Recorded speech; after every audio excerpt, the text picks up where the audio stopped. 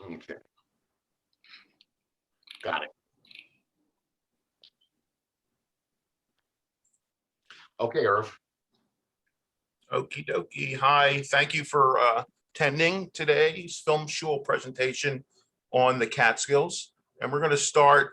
I'm Irv Slifkin, and that's Laurence Lerman. We're going to be doing this program today. We're going to start with a little clip here, give you a little introduction.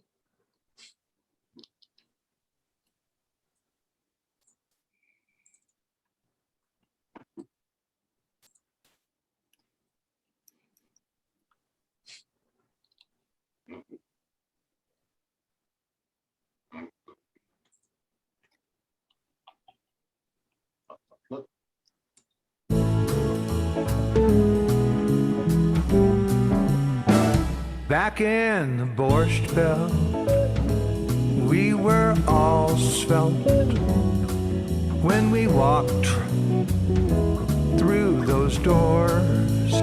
MS, I was a fat schlub, a connoisseur of the best delis in New York. I was doing knee-high Rubens with egg creams and Knish. I kept kosher for Passover with matzah and gefilte fish. Back in the Borsht Belt, we didn't have much geld. Least we could drive to our own resort and forget our service and Leon Uris when stand-up comics took the floor. Mortal, Buddy Hackett, Woody Allen, Mel Brooks, Lenny and Jerry kept the Catskills book. I asked my accountant, can I afford this? He said, why not? There's no afterlife. I asked my psychic about my accountant. She said, that doesn't sound quite right. They should only talk losses, profits, and arrears. Don't hire a numerologist to be your psychologist, dear. In line at the Concord, waiting to check in, we saw last summer's fair weather friends. The Putz from Poughkeepsie, the Yinta who's tipsy, the Nebbish Taylor, sometimes Norm Mailer, that Gonnet from Queens, Mo from Manhattan with his jigsaw wife, always dressed in satin.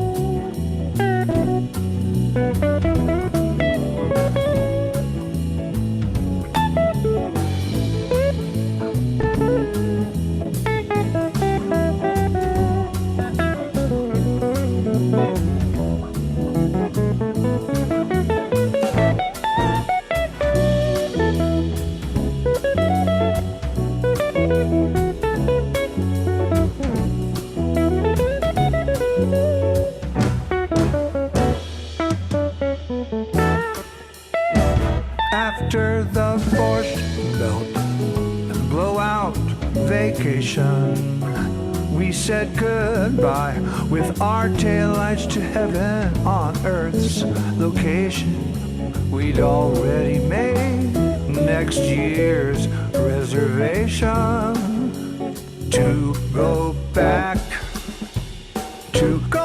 to that Borsht Belt when we were all svelte. Back to that Borscht Belt. We wish we all still dwelt back in that Borscht Belt. That's how it all felt.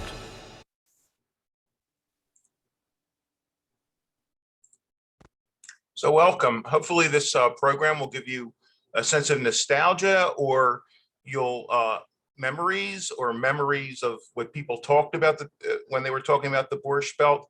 But we're going to take you on a little trip up to New York to the Borscht Belt right now. And I'm sure you're familiar with a lot of these people. Danny Kaye was a tumbler in the Catskills at the White Row Resort. And he performed with a group called the Three Terapokians, and later with his wife, Sylvia Fine, who also performed and played the piano.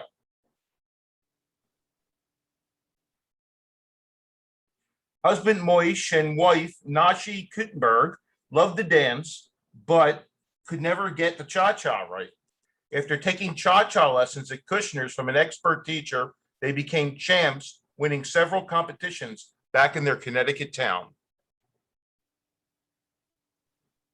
Jerry Lewis lip-synced and pantomimed in several Catskill resorts before settling into performing exclusively at Brown's after a 16-year-old Joseph Levitch quit school. Young Rivka Zemansky discovered her love for tennis under the guidance of Swedish tennis instructor Mac Alberg, the tennis pro at Grossinger's. Now retired real estate agent at 76, Rivka still plays tennis twice a week. A teenager named Leonard Hacker made many vacationers laugh at a variety of hotels in the Jewish Alps. After serving the army during World War II, Hacker returned to the Borscht Belt, changed his name to Butch Hacker and then to Buddy Hackett, and fine-tuned his unique delivery, funny non sequiturs, and off-colored brand of stand-up humor. Eventually, Sid Caesar's legendary producer, Mac Liebman, discovered him in the Catskills and placed him in 2 TV specials that launched his career.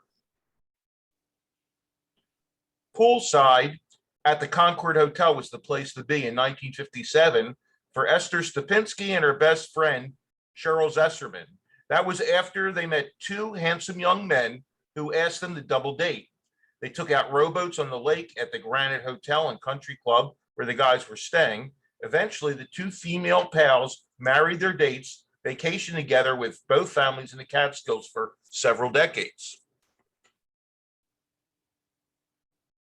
Sophie Feldman, known professionally as Toady Fields, performed at a few Catskills resorts before she won acclaim and popularity in nightclubs and on appearances in the Ed Sullivan Show.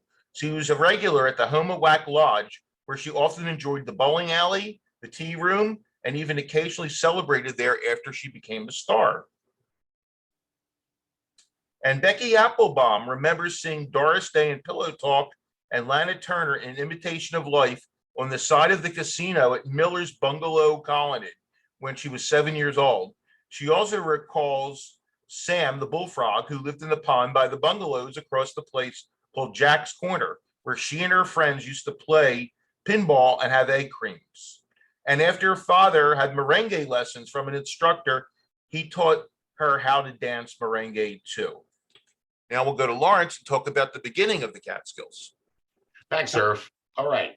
We're going to talk about the Catskills. So naturally, and this is my favorite part because I always thinks it gets short shrift, the beginnings. It's important.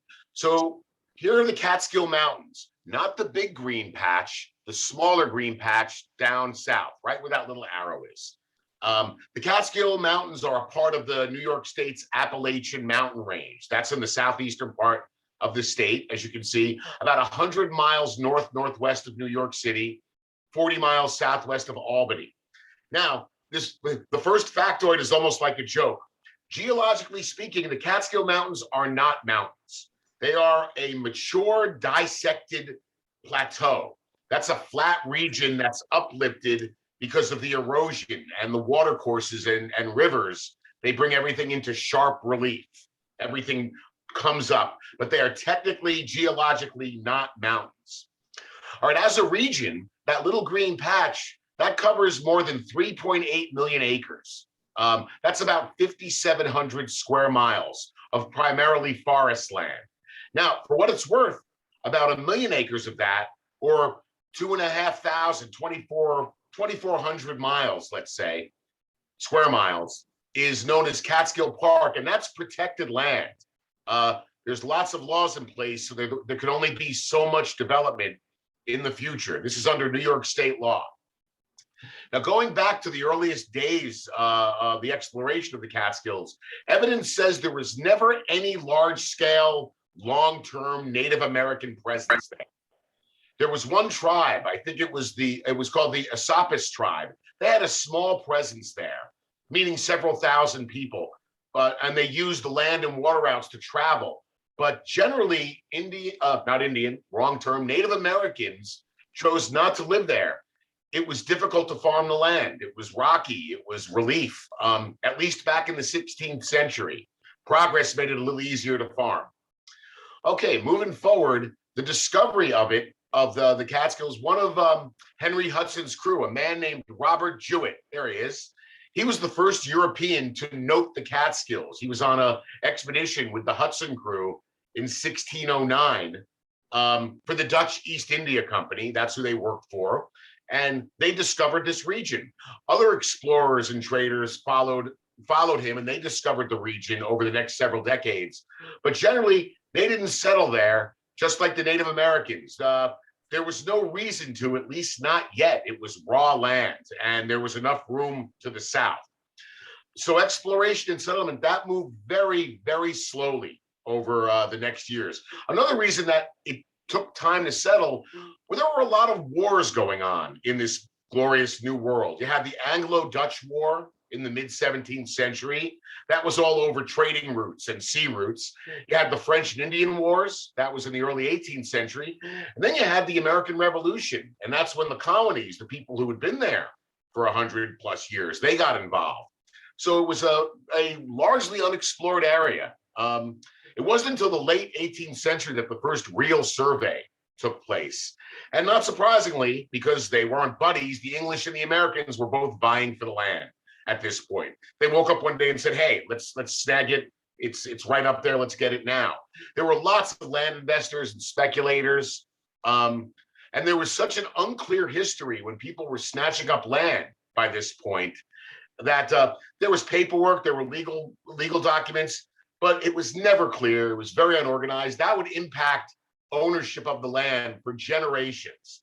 Not our problem, really, but it was always a bit shady and how the land got parsed out.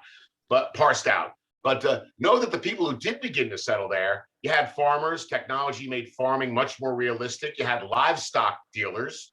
You had lots of businesses involving timber. It was a forest land, wood, timber. Those businesses began to flourish. And over the next 100 years, it became a viable place to both settle and to establish a business. Quick word on the name Catskills. Where does the name come from? There's a number of stories, as usual, where the name Catskills comes from. The name Catskill is Dutch for Cat's Creek. Kill is, in Dutch, means creek. Cat means cat. So Cat's Creek. That was coined by the early Dutch settlers. That explains the name. Why cat? Again, a lot of explanations. The easiest is that there were bobcats all over the place, especially at the end of the Hudson River, the tributary, that emptied into the creek at the northeastern base of the mountains. That could be it. Lots of theories. There's another theory that it was coined to honor the Dutch poet Jacob Cats. Cats, C-A-T-S. Nicht Yiddish, not a Jewish man. He was a Renaissance guy, a poet, but he's also known for all his real estate prowess and speculation. There's a theory that it could have been from him. Another theory said that there was a ship named the Cat that went up the Hudson, and that was where the name was first used. In nautical slang, cat also is a kind of equipment that's particular to a certain kind of boat. Bottom line is we'll never know exactly where it came from, but we do know that the name Catskills didn't come into wide popular use until the 19th century. Not the sexiest of stories, and there's even more theories, but as far as the foundational history goes of the Catskills, it's not as fun and sexy as the tales of the modern history of the region, beginning in the late 1800s, when the first kind of regional retreats for people began to pop up. And I'm going to let Irv talk about that a bit. And the Catskills, when it became a resort, were mostly for non-Jews. That was sometime in the 19th century. Eastern European Jews immigrated in the early 20th century, and some became farmers in the area, and their urban peers became more prosperous. They looked to something that never they would imagine in the old country. Take a vacation. They never knew from vacations. This was something new to them. But they weren't really welcome in the anti-Semitic world. Here's a picture or a map of the early Catskills before the places to stay and the vacation places opened up. So they were met with these signs. Hebrews not welcome, Jews not allowed, Gentiles only. What happened was the Jews started to go into places that the Gentiles owned. They would rent rooms, and they sort of snuck them in at first. And then they realized that the Jewish population was going to these places, so they started to offer food that catered to their the way they ate. So they offered Friday night cooking, and they started to offer holiday services. A historian said food was of primary importance. There was a sense that too much was not enough. To understand the emphasis on food, one has to understand hunger, immigrants, memories of hunger, and in the Catskills, the food seemed limitless. So the Catskills was always about food from the very beginning, and that's why each major resort or hotel really played up the whole food angle. The bungalows where the Jews were staying were included a kitchen, a living room, a dinette, maybe 1 or 2 bedrooms, and a screened porch. To keep the Jews entertained, or for Jews to entertain themselves, they played bingo, and sometimes they could show a 16mm movie. That was sometimes given to them by the non-Jews that owned it. These were called the Kutchelins. They were also visited by New Yorkers often. The New Yorkers would come and rent a room or two, and then soon neighbors came and other members of their family. This is something that wasn't really like a bungalow, but they grew into this. The Kutchelins were like basically parts of houses that were divided up. They were great getaway places for the summer. They were basically self-catering boarding houses. Eventually, Jewish farmers came into the region, and they started to buy these Kutchelins, and they would rent out to Jews. This is the next step up beyond the Kutchelins, and you can see that the architecture is becoming Tudor-like, and that's how the Catskills, if one bungalow or small boarding house changed their architecture, the other one did. So they started out as houses, almost looked like shacks, and then they became Tudor-style architecture. There's a picture of a bungalow there. So how did it become the Borsht Belt? Well, because Jews like to eat borscht. So they just called it the Borsht Belt. Another name is the Jewish Alps. The Alps, you think of mountains in Europe, and that was another nickname that was given to it. Now, post World War II in the Jewish Catskills was a little bit different. And here's a shot of bungalows too. It looks like a summer camp situation. I remember summer camp going in the Poconos, and it looked something like this.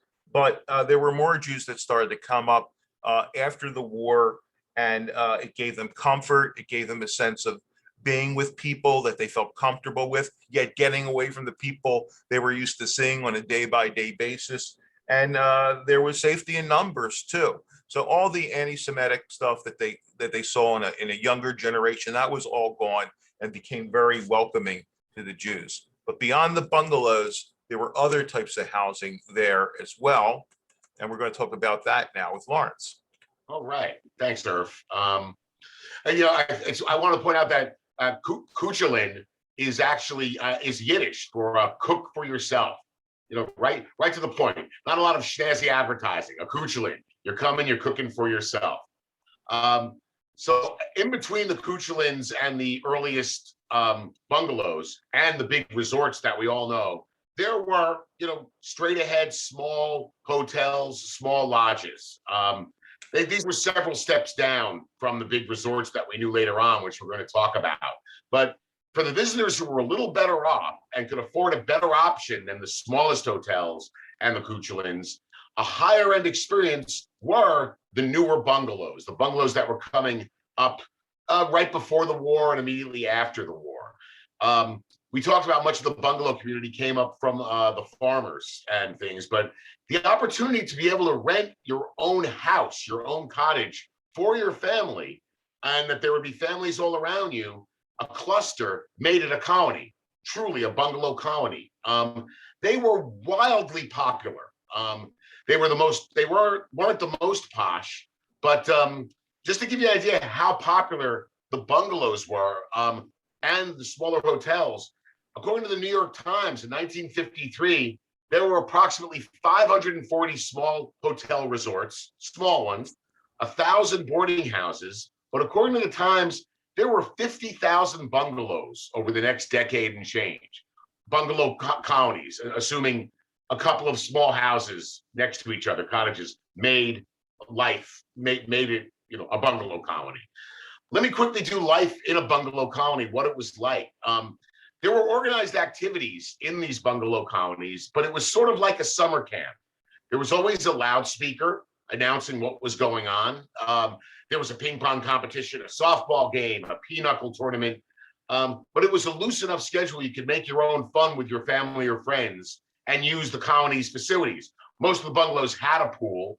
They had some kind of athletic center. They would have a baseball diamond, a paddleball court, maybe a tennis court, maybe even a luncheonette, but that was as far as it went, with the fancy schmancy food services. There was a lot of food, but it only went so high up on the fancy meter. It was plentiful, but it wasn't high-end dining. There was also nature everywhere. We are in the mountains, so there was lots of bicycling, lots of exploring, lots of bird watching, rowboats on the lake.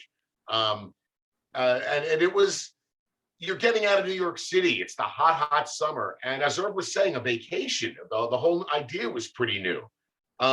Most unique to the bungalow community, I want to quickly mention this before we go on. Something you didn't get in the hotels or the resorts were the vendors. Now, all day long, you would have vendors arriving in their cars and small trucks selling all their wares to the vacationers. It was almost like a street fair.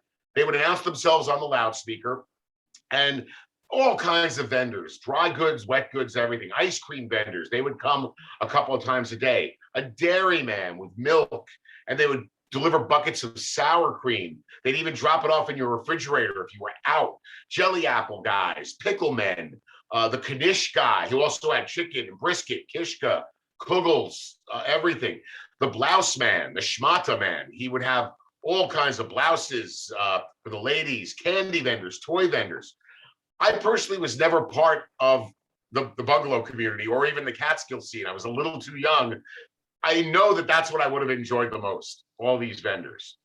So then after the bungalow experience, and before the big resorts, you had all the different smaller hotels, retreats, boarding houses, lodges, most of them in Ulster and Sullivan counties. They were small. They were primarily family owned.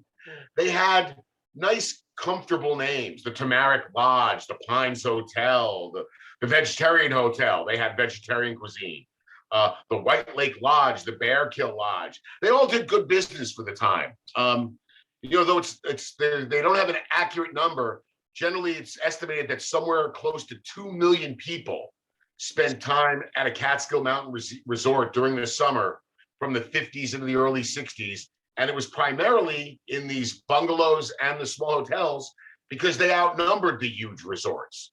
That didn't matter though. After the war into the 50s, the bungalows, the farmhouses, the boarding houses, the mid-sized ones, they became old hat.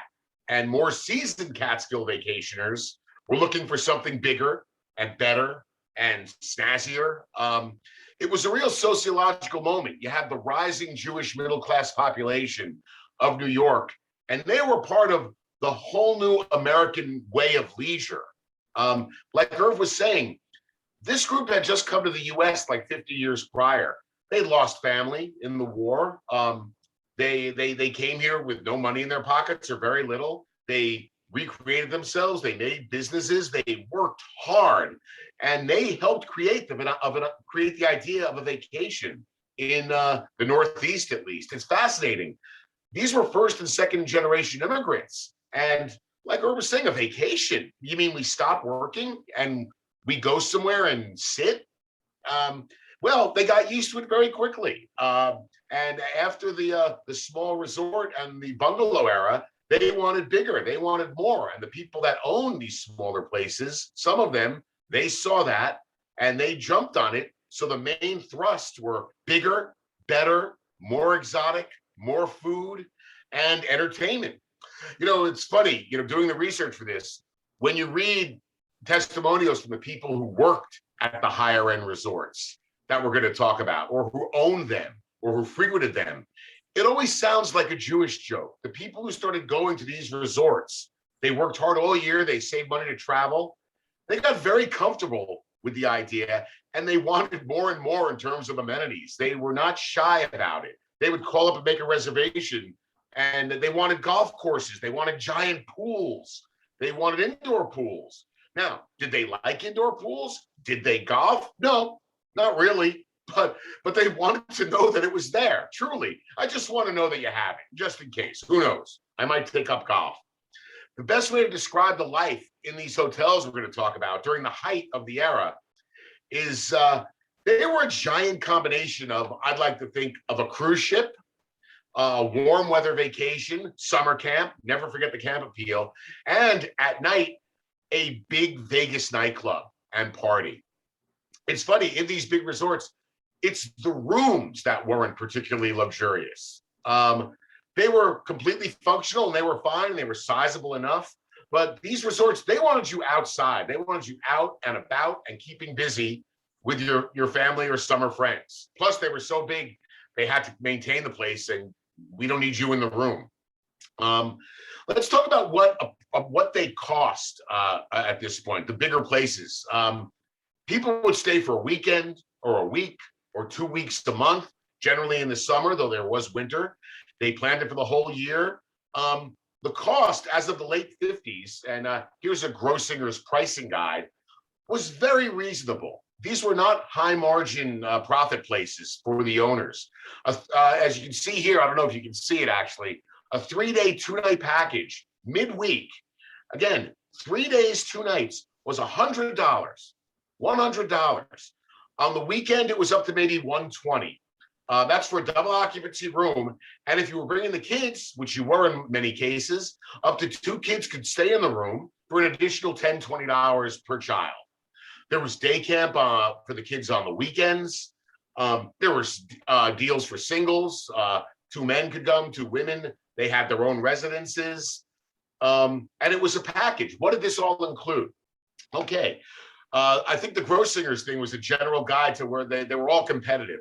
But if you were to stay for a weekend, midweek, or 3-day, 2 nights, you would get 6 consecutive meals. So let's say you get a lunch and dinner the day you got there, breakfast, lunch, and dinner the next day, breakfast the next day, 6 consecutive meals. The food never stopped coming. Huge amounts of food, heavy food. I think we have pictures of some of the menus as they were there, and the menu. And I don't know if they're close enough, but you can see like there are endless menus. I think that first one is the breakfast menu, and you could get refills as much as you wanted. All kinds of food: chicken, beef, cold cuts, veal, lamb, fish, flanken. Some of the resorts were kosher. A number of them were. Some weren't. All kinds of cold place, produce, endless desserts. Truly like a cruise ship or a Club Med or a Sandal. These places were designed for you not to carry your wallet around. Believe me, if you incurred other expenses, they hit you at the end. But they wanted you happy and stuffed, like any nice Jewish host would be, and not kvetching. Just you keep eating, you have a good time. It's funny, looking for all the pictures and research, there aren't a lot of food pictures. You get pictures of buffets, but they're more modern pictures from the 70s, 80s, even 90s.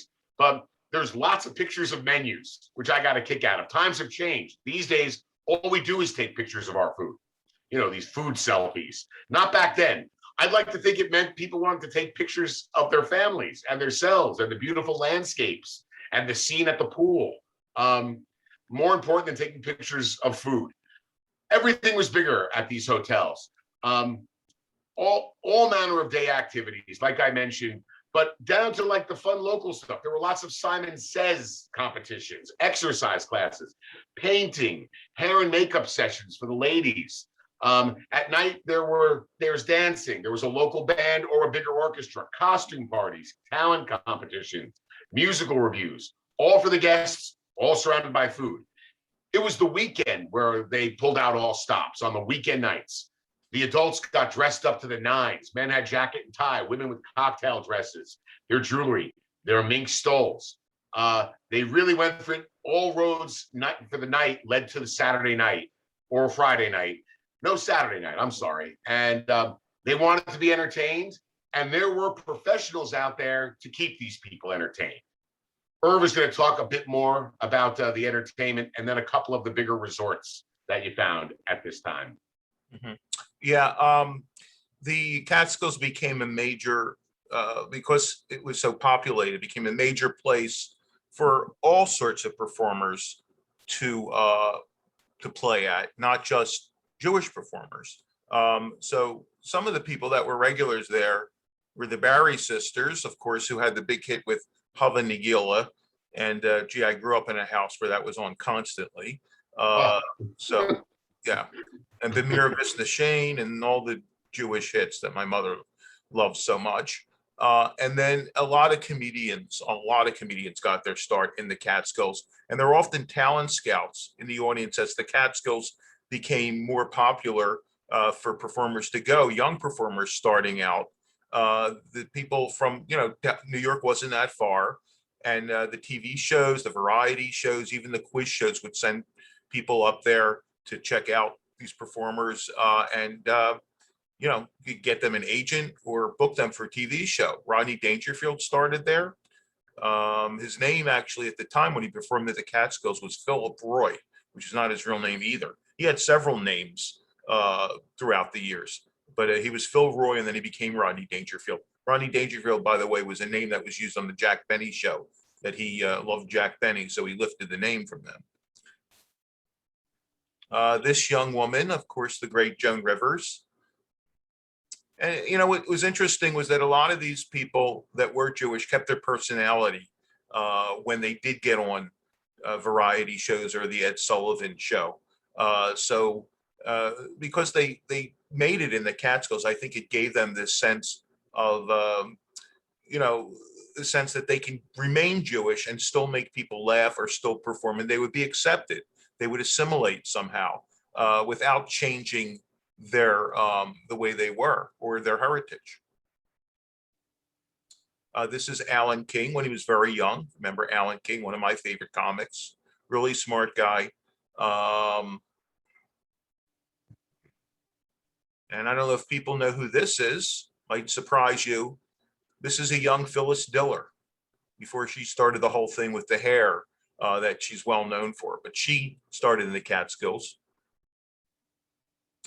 This is Uncle Milton Berle, delighting a crowd, mostly of women, which he often delighted. Steve and Edie, when they were just starting out at the Catskills. Satchmo performed. There were a lot of jazz performers that played there and bebop performers, especially in the 50s. Shelley Berman, who popularized this whole routine with phone calls, sort of something Bob Newhart picked up later, and that whole started in the Catskills. Some of these people even worked at the Catskills before they became entertainers. This is Estelle Getty from the Golden Girls. She started as a stand-up comic. Of course, Henny Youngman, Take My Wife Please fame. Young Don Rickles with some hair. Fanny Bryce, who was already a star in the Yiddish theater and in movies and of course on radio. She came back up to the Catskills to entertain there after she became very popular. Myron Cohen, I remember him on Ed Sullivan telling these great stories. He was a regular at the Catskills as well. Duke Ellington and his band. So there was really something for everybody there, along with the comics. You had great musicians, a great place actually for female comics. This was the very early days of stand-up comedy, and a lot of places wouldn't book a female comic, but they did there. Perry Como, singer, of course. Carl Reiner and Mel Brooks did their famous routine and then went on to work for Sid Caesar. This is Mickey Katz and his son Joel Gray. Mickey was a clarinetist and also was part of Spike Jones's band, and he did all sorts of Yiddish parodies of famous American songs, English language songs. And then Joel Gray followed in his footsteps and also got his start in the Catskills performing, and then of course went on to win an Academy Award for Cabaret. And Lenny Bruce. Lenny Bruce was a hit or miss at the Catskills. He was very popular at first, and then as his career went on, he became more serious, and he would start a show and make people laugh, but then he would get into politics and talk about race and other things, and he got more morose as the routine went on. So people were afraid to hire him after a while. But one thing that Lenny Bruce did was he had a lot of friends that were jazz performers, and he made a deal where I will bring my friends on that are jazz performers and let them do the late show with me, and I want half of the bar take. So that's what he did. That's how he made some extra money. And the resorts would book their performers, but not Lenny, because Lenny became kind of the pain in the neck for them, because the people were complaining that this isn't funny, but that's just the way Lenny Bruce rolled. That's the story of his whole career. And this is a double feature, two people headlining the Labor Day holiday. Dick Shawn, great comedian, comic mind, comic actor, and of course Jackie Mason, who we lost yesterday. And as you see what the Stevensville offers, and this wasn't one of the sort of A+ famous resorts. They have high holiday services. They have golf tournament. They have all kinds of stuff going on there. An indoor pool, an outdoor pool, late shows, not just late shows, air conditioning, a club teen band, all kinds of stuff going on there, along with Jackie and Dick performing. And then if you were walking around some of the resorts, you could see some famous people there vacationing, like Sid Caesar and Florence Levy, who he ended up marrying, who's actually a counselor for kids at the camp. He met her at the Catskills, and they remained married for many, many decades. This is Debbie Reynolds and Eddie Fisher celebrating their wedding. And at Kutcher's, they hired a high school kid who was very, very tall named Wilt Chamberlain. And Wilt Chamberlain played basketball. Kutcher's was sort of the place for sports figures to go, and they sponsored a lot of sports-oriented events. And Wilt Chamberlain became a bellboy at Kutcher's. And here he is, all 7'3" of him. He went to Overbrook High School, actually, where my father went, and they kind of overlapped. But Wilt, he loved working there, and the Kutchers, the people that owned the husband and wife that owned it, sort of became his adopted parents. He would go up there long after, when he became an NBA star, and do instructions for kids there and make appearances there. And he became very, very close with Kutchers. And for a couple of years, he was a bellboy while he was in high school. And here's a picture of him there, of course, on the right. You know, he was a high school star before he got in the NBA. And how could you miss him? Gee, at 7'3". And as I was saying, you run into an actor or a famous celebrity or a sports figure. And here is Paul Newman and Rocky Graziano hanging out, the boxer Rocky Graziano, and Paul played him in a movie. And so they were there. And a lot of boxers trained at the Catskills. And this is at Grossinger's, and a lot of them did at Grossinger's. Muhammad Ali trained there, Leon Spinks, a lot of big boxers. It seemed like boxers trained in the mountains. I know Ali later trained in the Poconos. So that for whatever reason they trained there. I guess it was a comfortable thing. It was laid back. It was nice. There were pools, nice fresh air. But that became very common. It started in the Catskills that boxers would train there. Here's a shot of Jackie Robinson and his wife with the Grossingers. Harry Grossinger was the owner, and Elaine Grossinger was the daughter. And the Robinsons went up there frequently, mostly after he retired, and they did personal appearances. He was a superstar, obviously, for obvious reasons. And so let's talk about some of the key places in the Catskills. And this is Grossinger's. And I'm going to talk about two, and then Laurence is going to take one as well. And that was in Ferndale. And it grew from a lot of these huge resorts were from the original owners of the bungalows or the smaller hotels, or even the houses that turned into kind of boarding houses. And this was originally a small house owned by Selig and Malka Grossinger, and they rented rooms in their house. And the wife, Malka, ran the kosher kitchen there. And Jenny, she got on, she was the daughter, and she was really involved in the expansion. She was a hostess, and she expanded to a 1,200 acre, 35 building resort, which was really one of the biggest ones there. They had their own airstrip, and they had their own post office. That's how big it was. And they served about 150,000 guests a year. This is how it started. This is the original Grossinger's, where they rented out rooms. And as I mentioned before, they developed into this Tudor style house. I feel like I'm in Shakespearean times or something here. And then that was supplanted by the more modern design. This is the Grossinger's pool. They had nightclubs, they had bars, they had their own golf course. It was really everything that you wanted, so you have to go anywhere else. It was really an example of a resort for everybody. This is called the Terrace Lodge at Grossinger's. This is where at night you could get your favorite drink.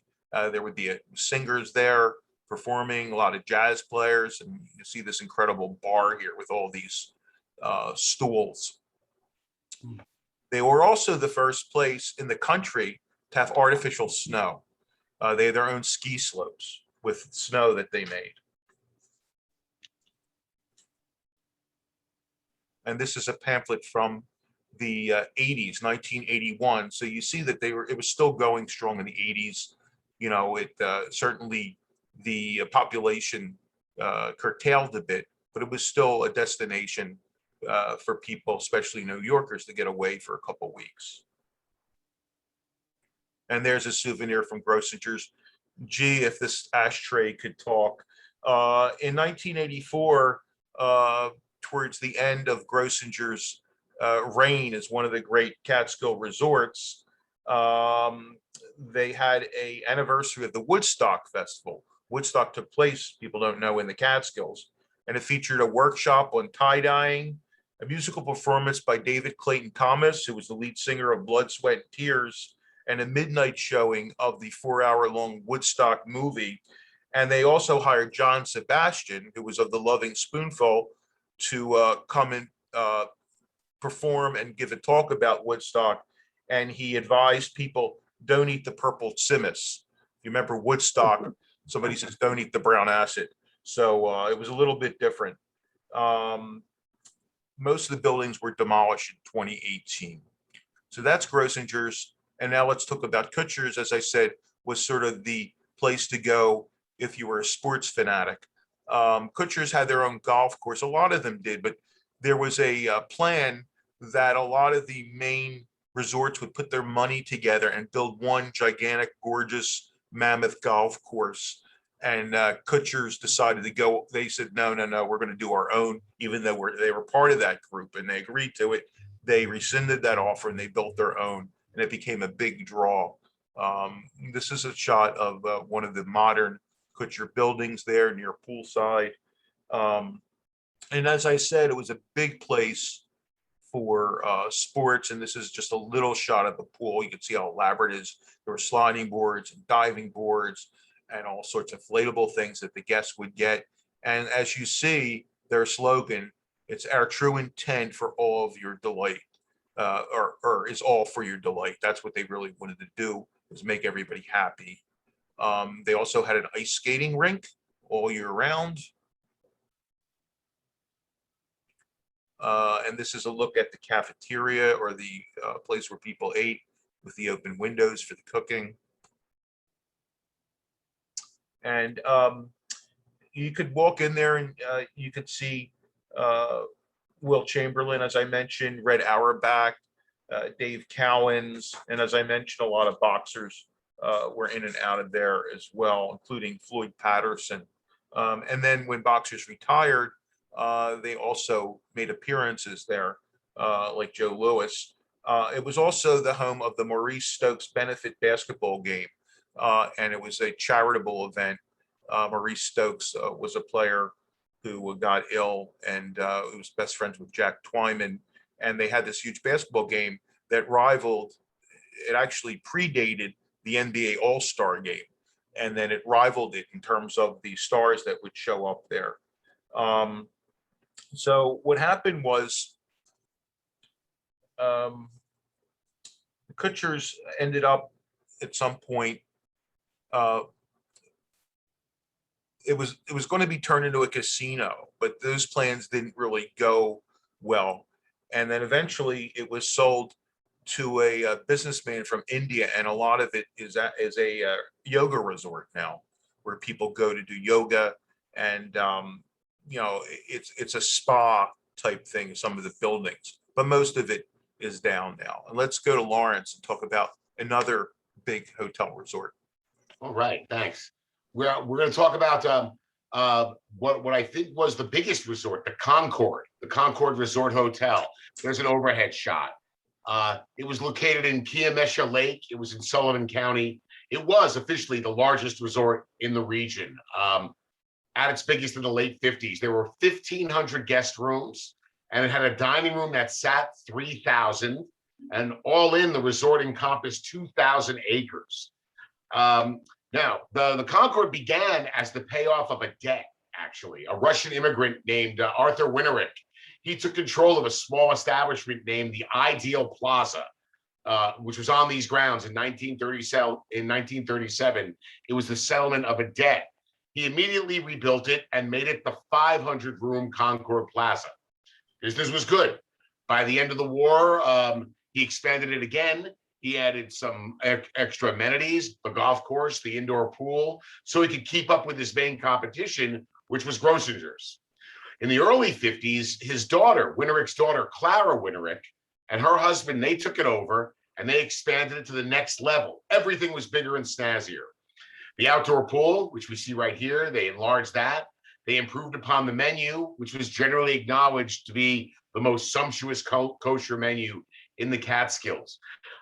They were into the way it looked. They wanted it to be dazzling. They hired the very well-known hotel architect, Morris Lapidus, to design it, to design the new modern wings, the new buildings, the guest wings.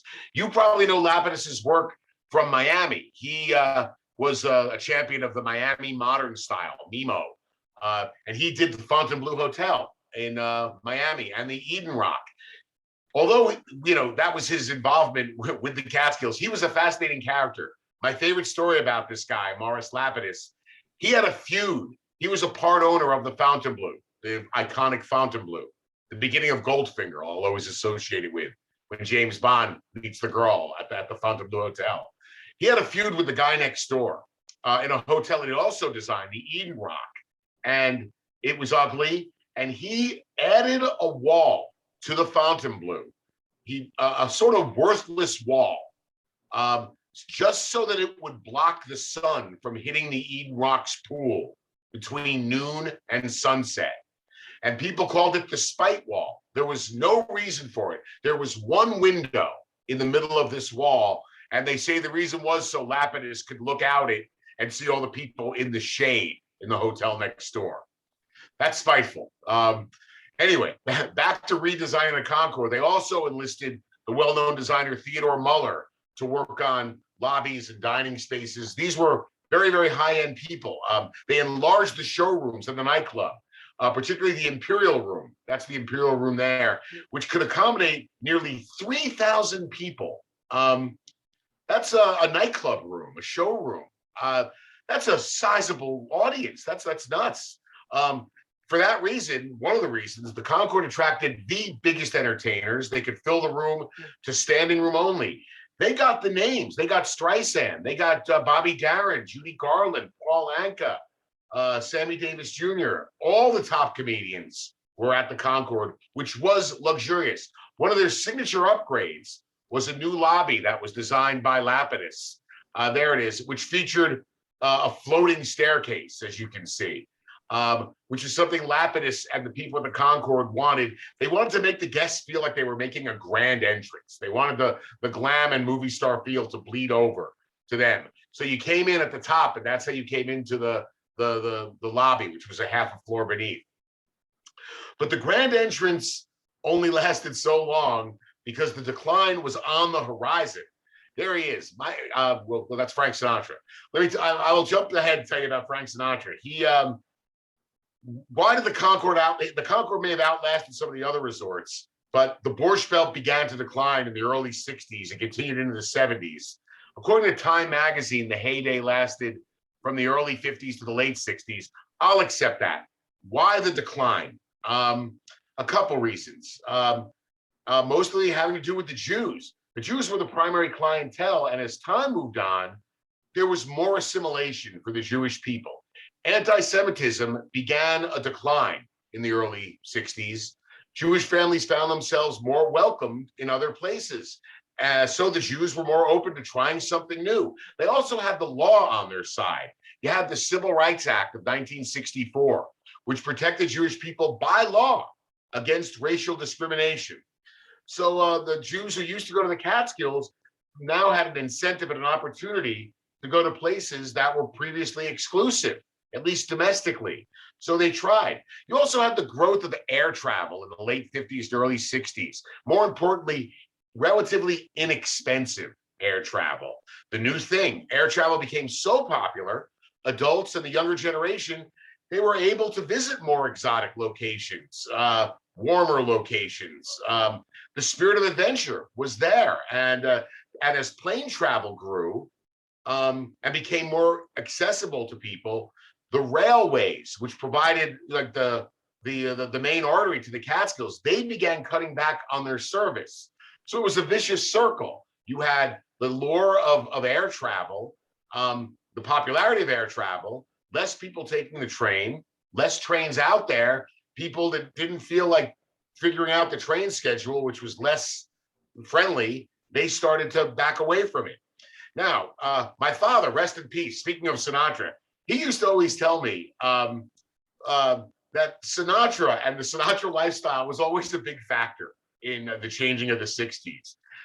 Come Fly With Me came out in 1958, and you can't even undersell what this told the American public, the Northeasterners particularly.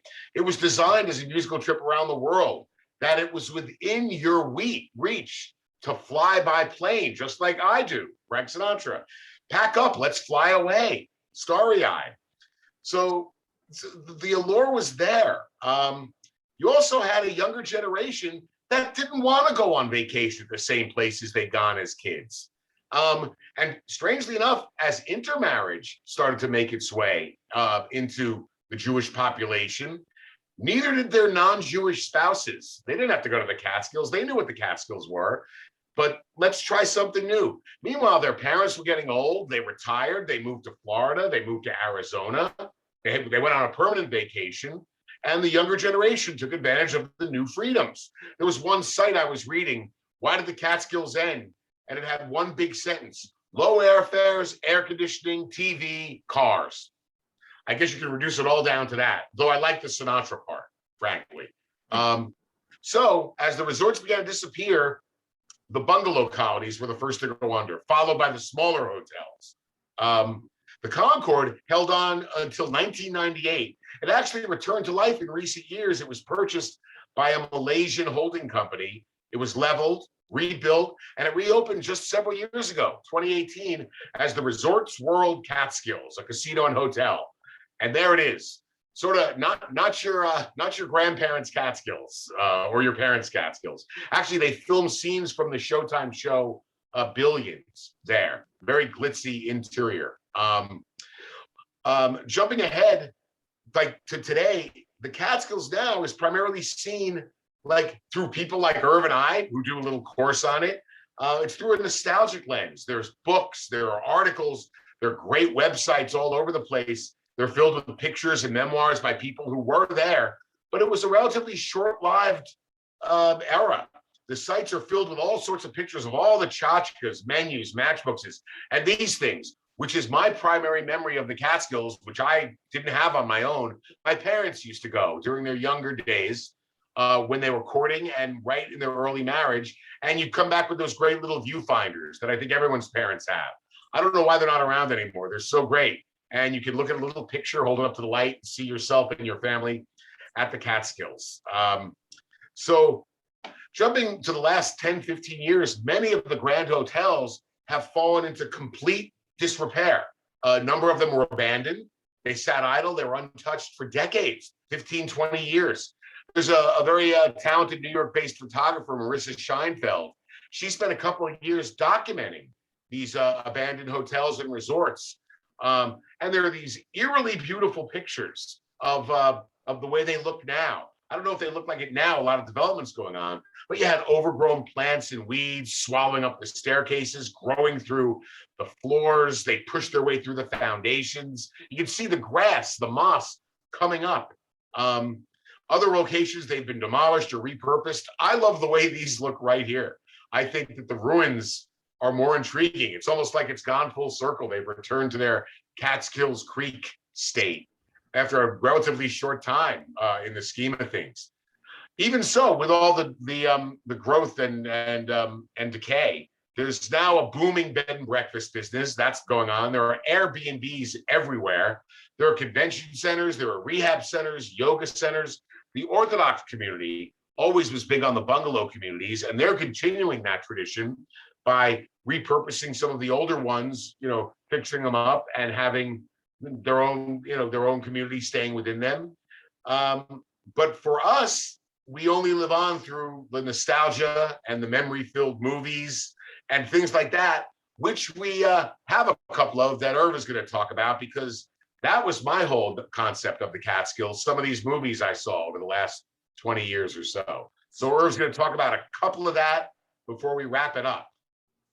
Okay, real quickly. I think it's ironic that probably the most popular movie about the Catskills was not filmed anywhere near the Catskills.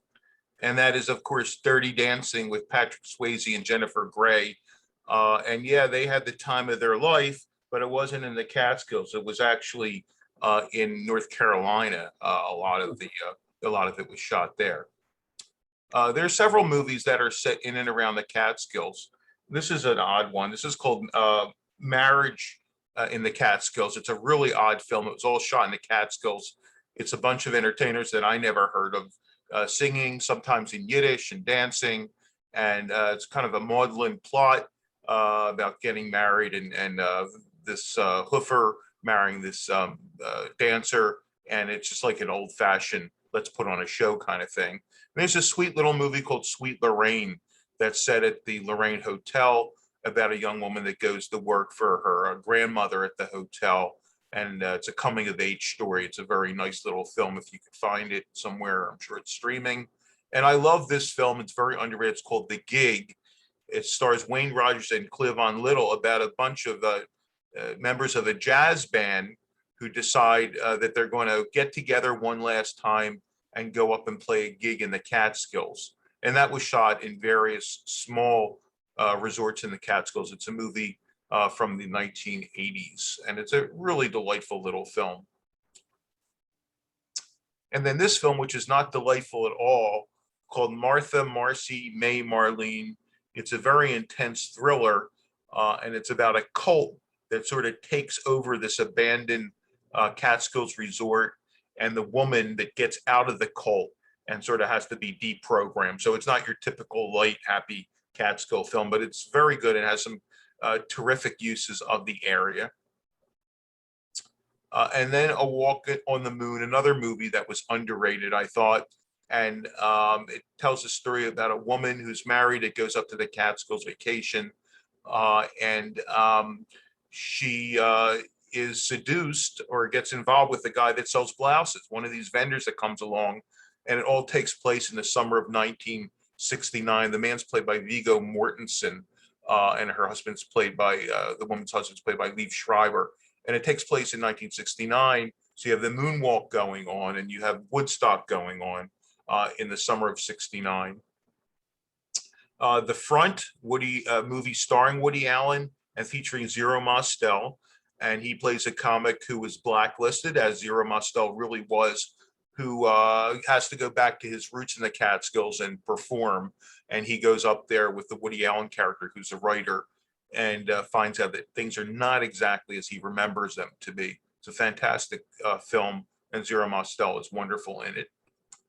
And then this film, which I just discovered, called Goy Band, aka Falling Star, and it's about performers, a guy that goes up to the Catskills for a gig, and he's not Jewish, and he sort of finds out, what goes on at a Jewish resort. This is a more recent film, but it's enjoyable. And the actual original name is Goy Band. They changed it to Falling Star. I guess they figured that would limit its audience. And then finally, there's a TV show now that has a lot of stuff involving the Catskills, and Laurence is going to talk about that briefly. Yeah, that would be the second season of A Marvelous Mrs. Maisel. I'm sure we have some Mrs. Maisel fans out there. It is a very fun show. In season 2, there's a 3-episode arc where the Maisel family spends a couple of weeks in the Catskills at a fictional resort called Steiner's, which is a bungalow colony, a nice upscale bungalow colony. There they are in front of the bungalow. It was filmed at all the biking and swimming and boating scenes, the outdoor scenes. It was filmed at an actual resort, the Scott's Family Resort, a 1,000-acre family-owned bungalow colony that's been around since 1869, and that's on the shores of Oquaga Lake. The highlight of this 3-episode arc is that Midge Maisel gets a gig. It's to perform at the Concord. She does a late-night comedy set at the Concord, and it's the biggest and fanciest venue she's ever performed in. She does a blue set. They say, we want you to go blue. It's the late night show, and she performs there, and hijinks ensue. It's interesting. The Scott's Family Resort was sold by the Scott's family this year. They just sold it to a major real estate investor, Garagos Global, that deals in resorts and hotels around the world. And they announced that it's a great space. It's a great area. I think they were alerted to it through Mrs. Maisel, but they've already announced that they're going to update it, keep it going, but they're going to add air conditioning and televisions. So there you go. Just like we said, the thing that killed it could be keeping it going. But if you never saw this Mrs. Maisel and you have Amazon Prime, it's a great primer on the Catskills. They get it right. And the glory and nostalgia is all there. Very colorful. And there you go. What do you think? What do you think, Herb? I think we're done. And I'd love to have questions or comments if we have any. Has anyone been to the Catskills? Can they tell us genuine bona fide story?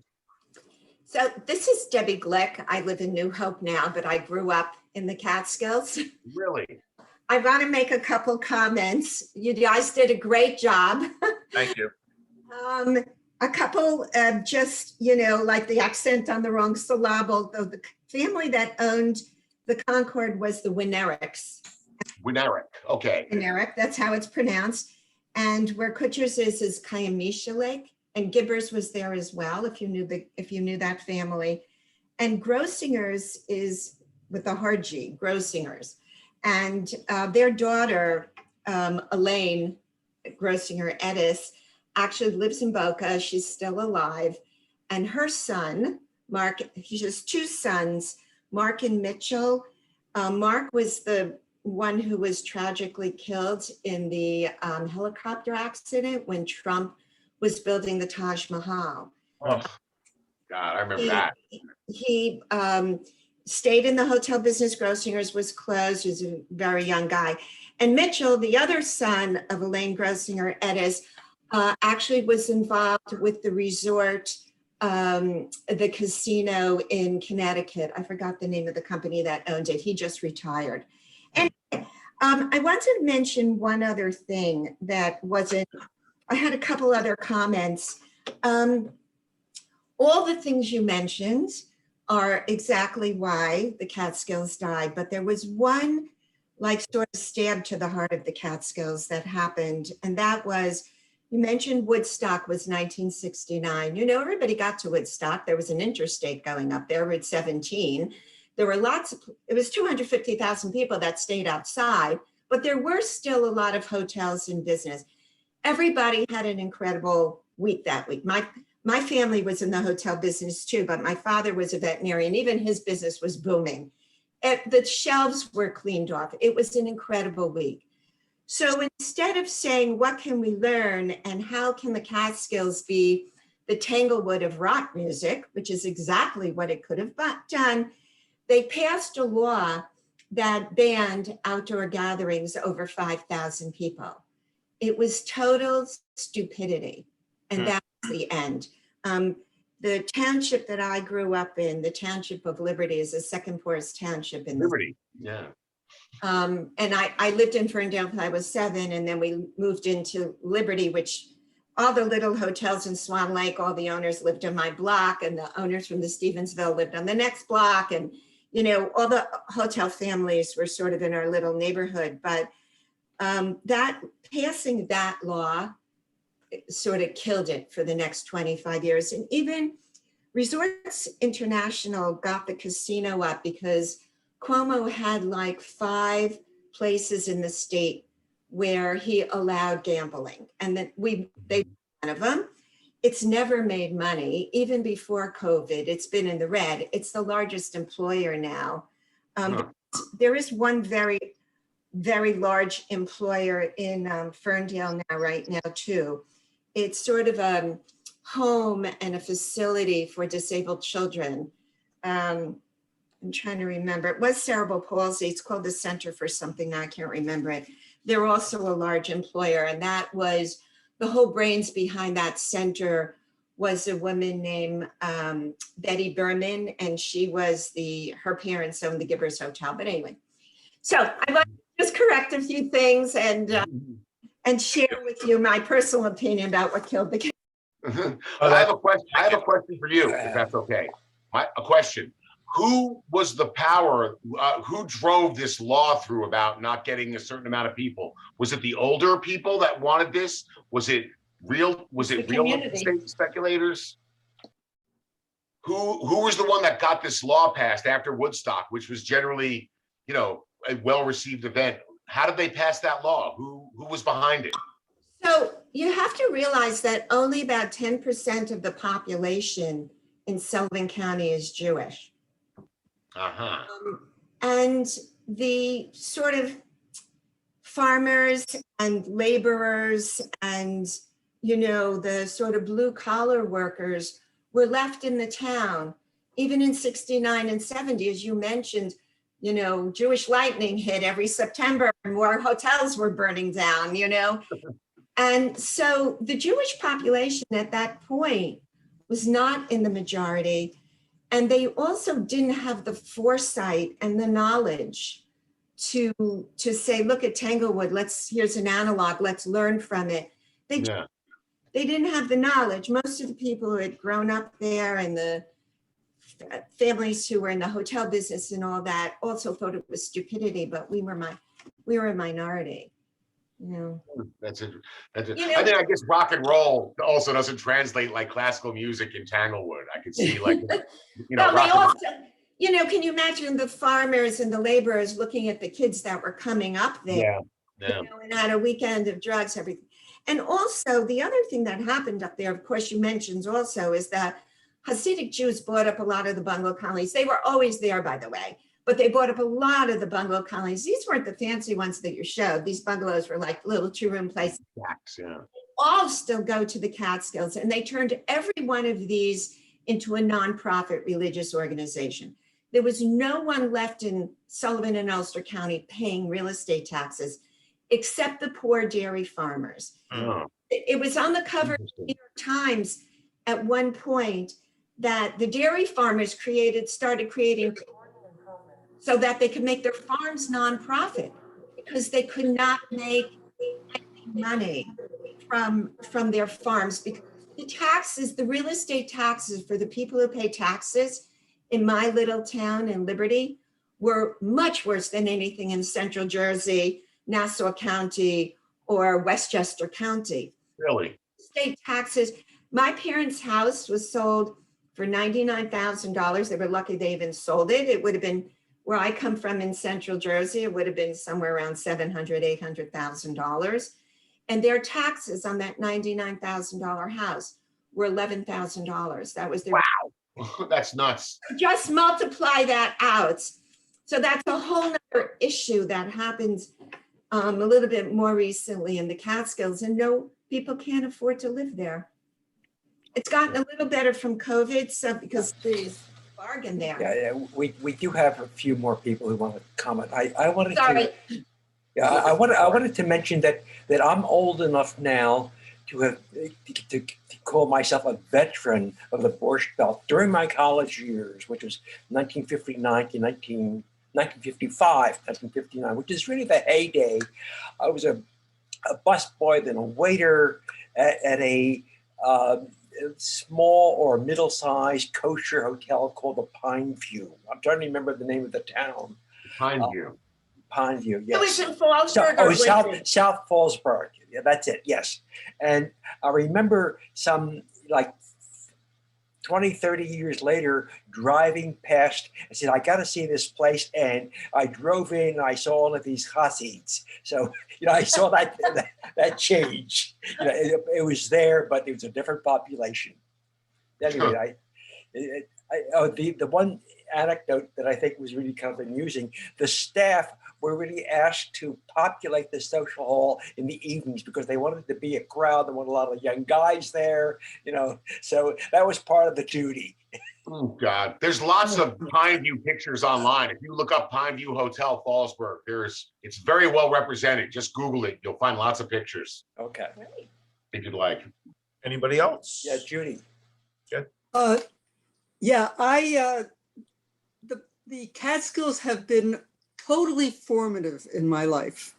I want to just correct another, in addition to grossing GERS, I'd like to say that really you should say Liberty, because that was how it was properly pronounced. Liberty. And between Liberty and Parksville, there was a little small hotel started by my grandparents called the Grand Hotel. And my brother just visited it yesterday. It has gone from being Daytop Village, which was a drug rehab thing when my family had to sell it, to now Hasids live there. And along that road, Klein's Hillside is now Hasidic Center, Lubavitcher, and these are Satmars there and the next place over. So also, my grandmother was the cook at the hotel her whole life. Every year, as some of you mentioned, I worked there. First going up in the summer, for a week or so, but then paying our way through college by working busboys, waiters. I was the art director. I was the athletic director at one point. Whatever I could do, we could do. And one thing I do have to mention about some of the job requirements, especially for guys in these hotels, which my husband worked for 2 weeks at the Paramount and quit because of the requirement for mingling. If you're a guy in the Catskills working in one of these hotels on Saturday night, I couldn't ask my cousin Michael, who was a really good dancer, even though he was from New York and not Philly. Michael danced with me because he said, no, I got to mingle. One of the jobs, and Mark quit because he didn't want to mingle, was mingling with the guests' daughters on the Saturday night dance. Oh, that's great. Oh, that's great. And the other thing is, my father was in one of the bands and married one of the daughters of the hotel. My father played the sax. Uncle Julie played the piano, married Aunt Sophie. I mean, they had bands. They had bands, resident bands in these hotels because of that Saturday night. So very formative place in my life and in that of my family. Thanks for doing this. Thanks. I spent my youth on Sackett Lake at Camp Winston. And I was on the swim team, and a big deal to go to the Stevensville to swim against other camps. But in Camp Winston, being where it was a kosher camp for boys and girls. And it was a big camp, and we had mostly children from New York, but they took children as young as 3 and 4 years old. They went to 6 to 8 weeks of camp every summer. But, spent a lot of time up there, and then had friends that lived in Liberty. Yeah. Liberty. Yeah. Oh God. In doing the research for this, I was blown, my knowledge of the Catskills was the big places, the bigger ones, and the general bungalow colony idea. The numbers blew me away. I had no idea there was just so many different places, big and small, hundreds and hundreds and hundreds of places. But opportunity knocked, and families just, they jumped on it quickly. I was blown away. And the camps too, all the different kind of camps. And hey, see an opportunity and take it. And they certainly did. Just got a note that Alan Greenspan, the former chairman of the Fed, and I think husband to Andrea Mitchell, played the drums at the back of one of the hotels to work his way through college. So, really? Yeah. I wonder if he got taxed. So I would just like to tell the group that there's legend in my family that I am related to Myron Cohen. I have no proof. Really? I have only vague memories, but that was what I was told when I was a little girl. And then I went up to the Concord once and I heard him. So I'm a star, everybody. Is your last name Cohen or your first name Myron? No, it's Susan Morris. Okay.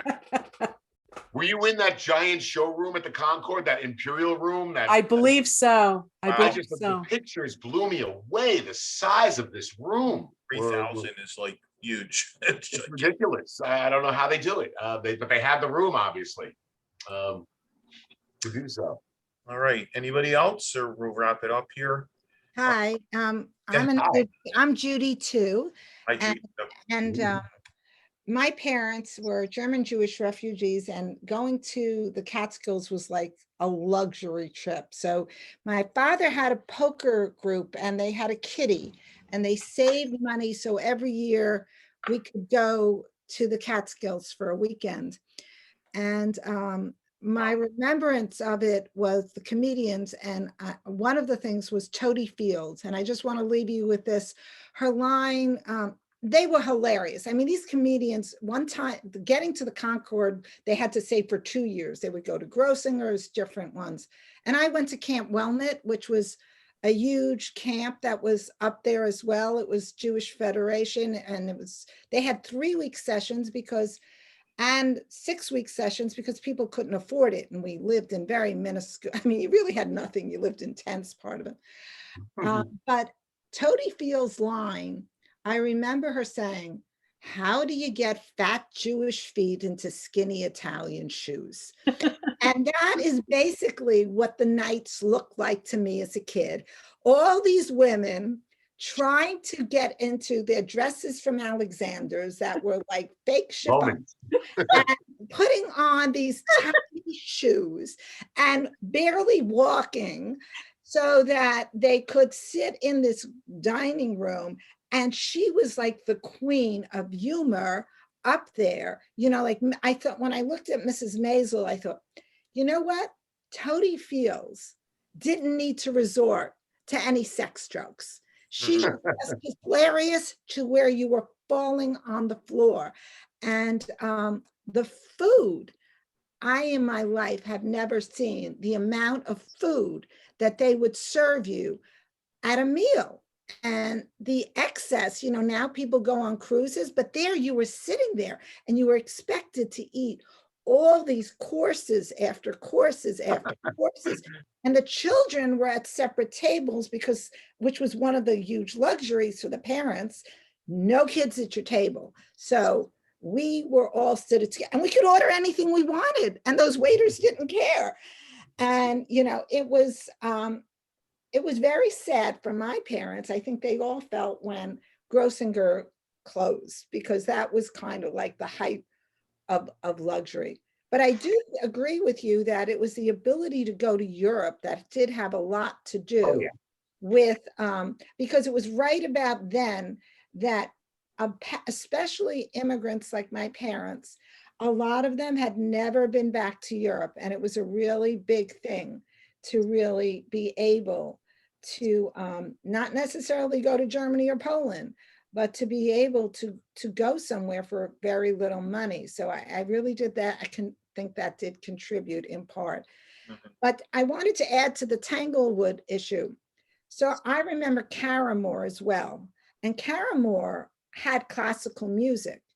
And you could go from New York to Caramore, and I think you still can today, but it was a much smaller venue than Tanglewood. And the issue was more that the Boston Symphony agreed to go to Tanglewood. The New York symphonies, and having been a New Yorker, they began being unionized early on, and they were playing in the parks in New York. So the view of that symphony was to bring opera and music to the city of New York. And all summer long, you could go to concerts from borough to borough and hear the New York Philharmonic and the opera actually do full operas in the park. So that about happened at about the same time. So I think that did contribute as well to culturally providing other opportunities for people within New York. It started to change. And we did have bungalows, if you guys remember, out in the Rockaways too. And that was another way that people went on vacation, with these tiny little bungalows. So people like my dad had to work all the time, and that was way too far to go, so people went to the Rockaways, as the next step, for that. But thanks so much. It was really fun too. Thank you. I hope so. That's great. That's Great trip on memory lane. The opening song was perfect. Okay. All right. So thank you for having us. Unless anybody else. Thank you so much. We hope you enjoyed. Thank you for all the factoids. Thank you. And we will reassess our pronunciation. This regional stuff is challenging. I had no idea. I'm Brooklyn, I don't know these things. And I'm Philly, so I know less. But anyway, I've been taking notes all through your comments, so we will fine tune this a bit. And we hope to do another one. Please check out the Film Shul site and see if there's any other courses that look interesting. Jerry, that means you as well. Right. But thank you so much. I hope you all enjoyed. We enjoyed very much. Very much. Thank you very much. Thanks. Have a great day, everyone. Thank you. Take care. Bye-bye. Bye-bye.